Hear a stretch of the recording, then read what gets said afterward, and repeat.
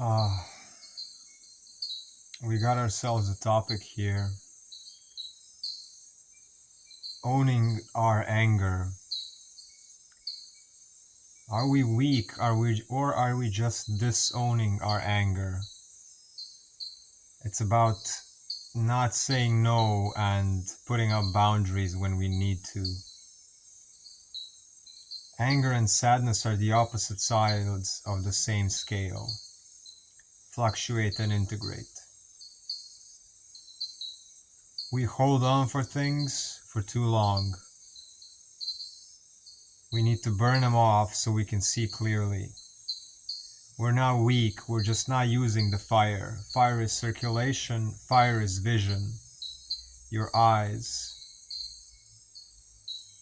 Am I able to look at things in the present moment clearly and not flinch? So we're not weak, we're just not using the fire. We're too polite. We pretend, we try to accommodate everyone. Over time, this accumulates. This accumulates to the point where we don't allow our bodies to freely express.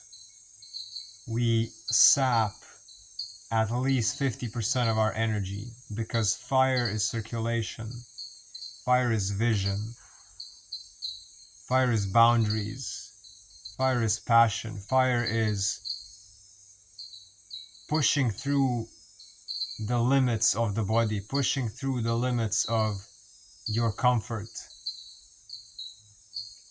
You need to break a few eggs to make an omelet. Good meals are made in a dirty kitchen.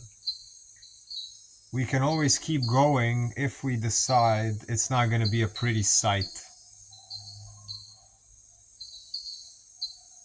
We always look at how do we do things not to trigger everyone, not to have friction, not to have conflict. Friction is fire as well. So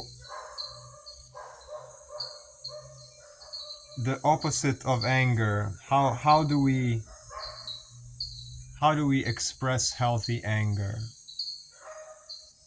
By having sadness on the other side, by accepting that these 2 points need to fluctuate between one another, that you go into anger when it's necessary and you calm it down by sadness. You calm it down. It's a fluctuation that once you learn how to maintain, you will not feel guilty for boundaries. You will not feel ashamed for saying what you really want or what you really don't want around you. And you know what you want, you know what you don't want around you. And it's real easy to say, to let out fire if you drown it, if you douse it with water immediately after. The issue is continuously burning, and the issue is continuously drowning and dousing and kind of stroking it, and yes, it's gonna be fine, yes, it's gonna be fine. Or gaslighting yourself, saying, this is not really bothering me. It's okay to keep going and to be the person saying, I'm not okay with this. I'm not okay with this, or this feels wrong, or this is kind of, I just don't like this. It's okay to say I don't like things. And if we do this, so extinguish our vision fire for long enough, we start to believe that that's our level of consciousness. While the real you is probably more conscious, more aware of things, and being an ostrich with his head in the sand in front of certain people in order for them to feel comfortable. So call it out. Call it out, because that's your health on the line. That's your health. That's your consciousness on the line. That's your well-being on the line. That's your soul on the line. What this does is called soul retrieval. It's when you go back, and this is a practice you can do. You go back for a week or 2 weeks or a month or a lifetime, if this is what you've been doing your whole lifetime, and journal all the little things where you did this, or you wanted to say something you didn't, you wanted to go like this and say back off and you didn't. You said yes, you wanted to say no, you said no, you wanted to say yes. Everywhere where you cut yourself short, everywhere where, for the sake of others, for the sake of keeping the status quo, you did not voice your fire or your vision. And then slowly but surely you will gain your entire soul back. You will gain both the sadness and the anger, and you will be able to use both. There will be crying and there will be elbows in every direction, even though if you're alone. It's okay, it's better if you're alone. And this is soul retrieval. Going back and picking up, oh, here is a little bit of my power, here's a little bit of my power, here's a little bit of my power, here's a little bit of my power. No, you didn't know what was best for me. No, you didn't know what was best for me. No, I should have listened to myself in my intuition about that person, and I didn't. And about that situation, and I didn't. And now I know better. And let me collect all these things and put them in my eyes and look through the world with my lens.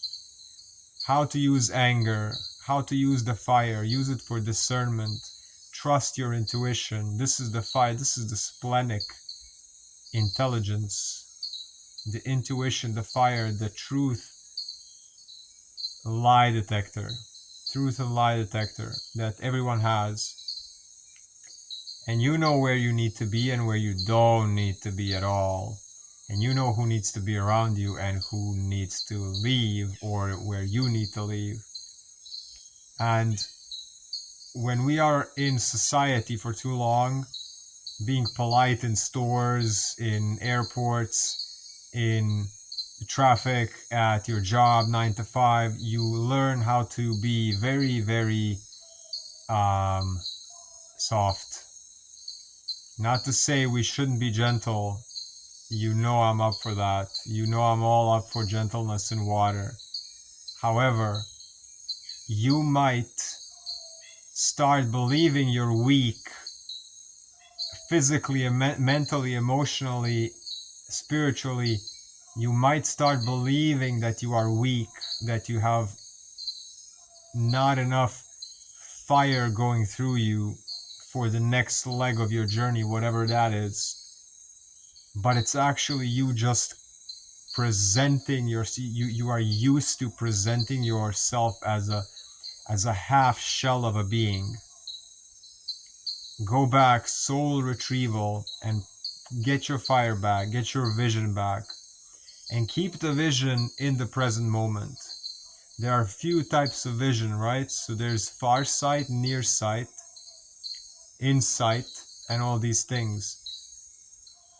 Recognize also when you're using far sight for the future or the past. It's going to be like you have VR goggles on, thinking about all the things you need to do in a day, and you're kind of doing them automatically.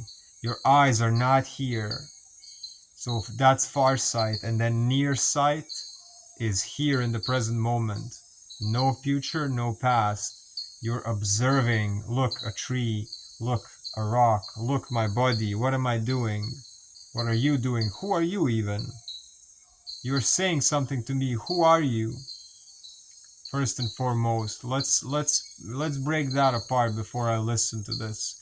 If you are in far sight or rear view mirror, you're just gonna absorb things.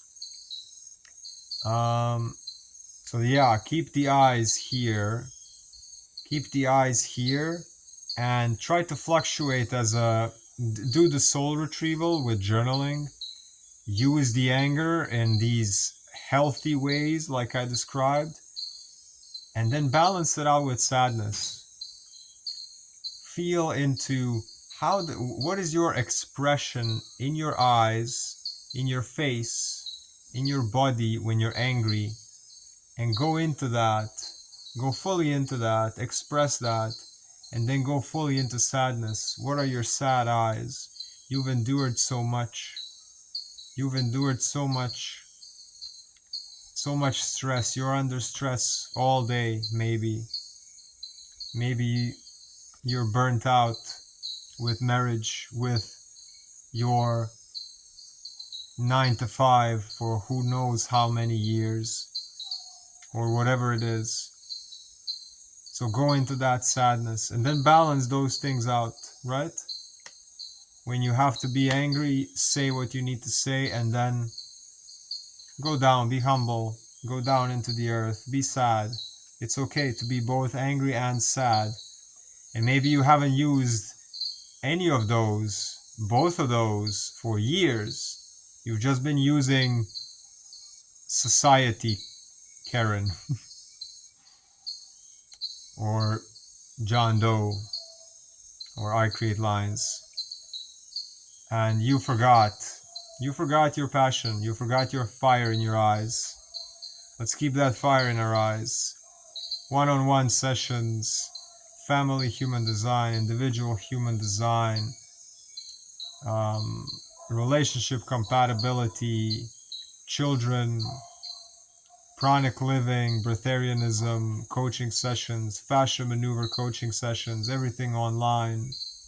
Check out audio courses about these things, and join my Patreon if you wish to come on Zoom calls on Sundays, and joining the Telegram. It's subscription. Other things are session based. Everything is on icreatelines.com. Drop a subscription. How do you use your fire, or whatever you want to write in the comments. Peace, health, abundance, wholeness.